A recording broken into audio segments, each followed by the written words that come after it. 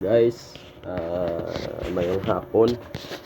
So nagaplano mag-negosyo sa piso wifi.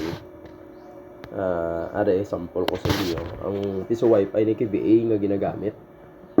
Ang si KBA amo na siya ang builder sa piso wifi. So kung luyag ka mo, are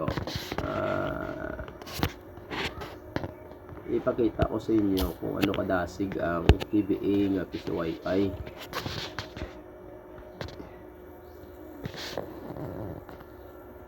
Connected, try ta forget, then siya ni sa KBA piso wifi connect. Kita nyo kung ano kadasig si KBA. Try ta ha, ano kadasig si KBA piso wifi. Kita nyo. So makapost ka mo ay ratio man, at the same time kita nyo ang rate, pero ang rate pwede nyo na siya ma-customize. So pwede mo ka-add time. Gusto nyo mag-add, try ta hulugan naton 10 ka piso. Kita na karon sa credit 10 pulo.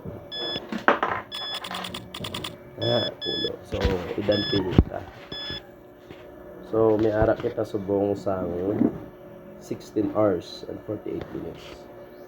So let's try to surf kung dasig siya, kung hindi. Para nakita natin kadasig ni KBA piso wifi. Off of his former teammate. Suarez going. Ara siya na yun. So, i-try test sa speed test kung pila ang iya makuha.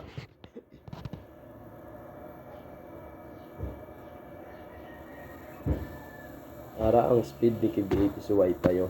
Kita nyo na amo na siya kadasig.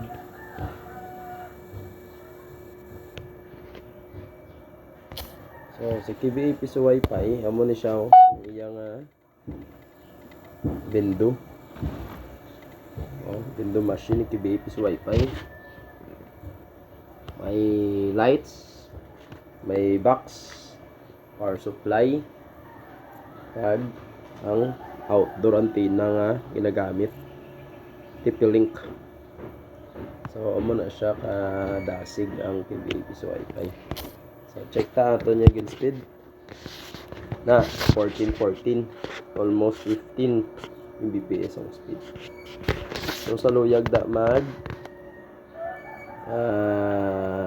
negosyo, magbakal, message nyo lang si Tony de la Noche. Thank you.